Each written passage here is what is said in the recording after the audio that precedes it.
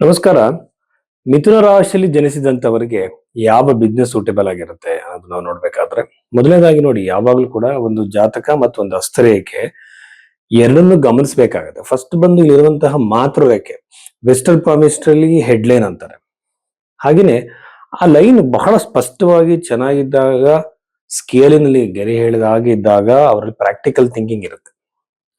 ಒಂದು ಬಿಸ್ನೆಸ್ ಮಾಡ್ಬೇಕಾದ್ರೆ practical thinking, marketing, ನಾವು ವರ್ಕರ್ಸ್ ನ ತಗೊಳ್ತೀವಿ, ಕೆಲಸಗಾರನ ತಗೊಳ್ತೀವಿ, ಅವ್ರ ಹತ್ರ ಕೆಲಸ ಮಾಡಿಸೋ ರೀತಿ, ವಿಪರೀತವಾಗಿರೋ ಕೋಪ ಮತ್ತೆ ಆಂಗ್ಸೈಟಿ ಇಶ್ಯೂಸ್ ಗಳಿದ್ರೆ ಮಾಡಕ್ಕಾಗಲ್ಲ. ಯಾಕೆಂದ್ರೆ ಬಿಸ್ನೆಸ್ ಯಾವಾಗಲೂ ಫ್ಲಕ್ಚುವೇಟ್ ಆಗ್ತಿರುತ್ತೆ, ಏರಿಳಿತ ಜಾಸ್ತಿ ಅಲ್ವಾ. ಇದನ್ನ ಮಾಡೋಕೆ ಸರಿಯಾದಂತ ವ್ಯಕ್ತಿತ್ವ ಅವರಲ್ಲಿ ಇದೆ ಅಂತ ಫಸ್ಟ್ ನೋಡ್ಕೋಬೇಕಾಗುತ್ತೆ.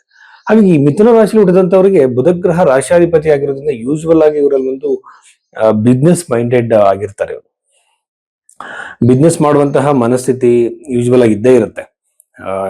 ಲಾಭ ನಷ್ಟಗಳನ್ನು ಅಳೆದು ತೂಗಿ ಮಾಡೋದು ಯೂಶುವಲ್ ಆಗಿರುತ್ತೆ, ಬಟ್ ಆ ಸ್ಕಿಲ್ ನ ಇಂಪ್ರೂವ್ಮೆಂಟ್ ಮಾಡ್ಕೋಬಹುದು.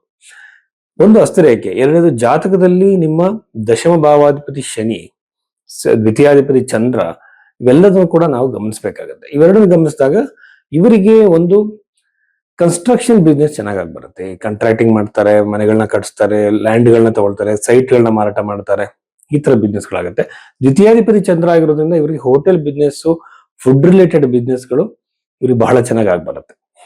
ಅನಂತರದಲ್ಲಿ 11ನೇ ಮನೆ ಅಧಿಪತಿ ಬಂದು ಕುಜಗ್ರಹನಾಗಿರೋದ್ರಿಂದ ನೋಡಿ, ಇಲ್ಲಿ ಏನ್ ಮಾಡಬೇಕು ಅಂತಂದ್ರೆ, ದ್ವಿತೀಯಾಧಿಪತಿ 11ನೇ ಮನೆ ಅಧಿಪತಿ ಅಥವಾ ದಶಮಾಧಿಪತಿ ಹೇಗೆ ಪ್ಲೇಸ್ ಆಗಿದ್ದಾರೆ ಅಂತ ನೋಡ್ಕೋಬೇಕು.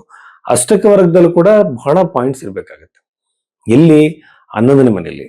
11ನೇ ಮನೆಯಲ್ಲಿ ನಮಗೆ ಅಷ್ಟಕ ವರ್ಗದಲ್ಲಿ ಹೆಚ್ಚು ಪಾಯಿಂಟ್ಸ್ ಇದ್ದಾಗ ಇವರು ಬಿಸ್ನೆಸ್ಗೆ ಬಹಳ ಸೂಟೇಬಲ್ ಪರ್ಸನಾಲಿಟಿ ಆಗಿರ್ತಾರೆ.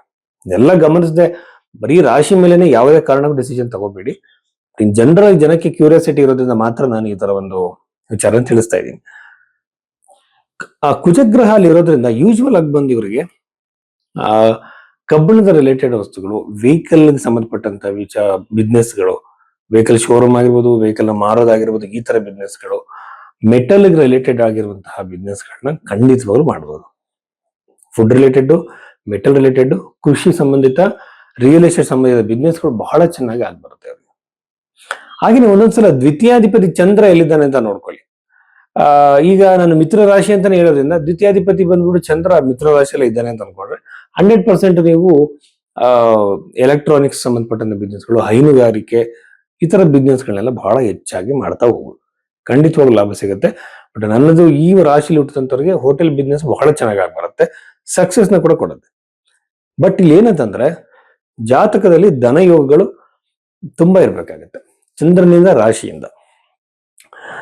ಹಾಗೇನೆ ಪಾದ ಲಗ್ನದಿಂದ ಕೂಡ ಇದು ನೋಡ್ತಾರೆ. ಮತ್ತೆ ಹಿಂದೂ ಲಗ್ನ ಅಂತ ಒಂದು ವಿಶೇಷವಾಗಿರೋ ಲಗ್ನವನ್ನ ನೋಡ್ತಾರೆ. BV ರಾಮನ್ ಅವರ ಒಂದು ಪುಸ್ತಕದಲ್ಲಿ ನಿಮಗೆ ಕ್ಯಾಲ್ಕುಲೇಷನ್ ಸಿಗುತ್ತೆ. ಹಿಂದೂ ಲಗ್ನದ ಮೇಲೆ ಶುಭ ಗ್ರಹಗಳ ದೃಷ್ಟಿ ಇದ್ದಾಗ ಆ ದಶೆ ಬಂದ್ರೆ 100% ಅವ್ರಿಗೆ ಫೈನಾನ್ಷಿಯಲ್ ಸಕ್ಸಸ್ ಸಿಗುತ್ತೆ. ಇಲ್ಲಿ ಯಾವ ಗ್ರಹ ಹಿಂದೂ ಲಗ್ನವನ್ನ ನೋಡ್ತಾ ಇದೆ ಅನ್ನೋದು ಪ್ರಶ್ನೆ ಆಗುತ್ತೆ. ಆವಾಗ ನಮಗೆ ಫೈನಾನ್ಷಿಯಲ್ ಪ್ರೋಗ್ರೆಸ್ ಅದ್ರ ಮೇಲೆ ಡಿಪೆಂಡ್ ಆಗುತ್ತೆ.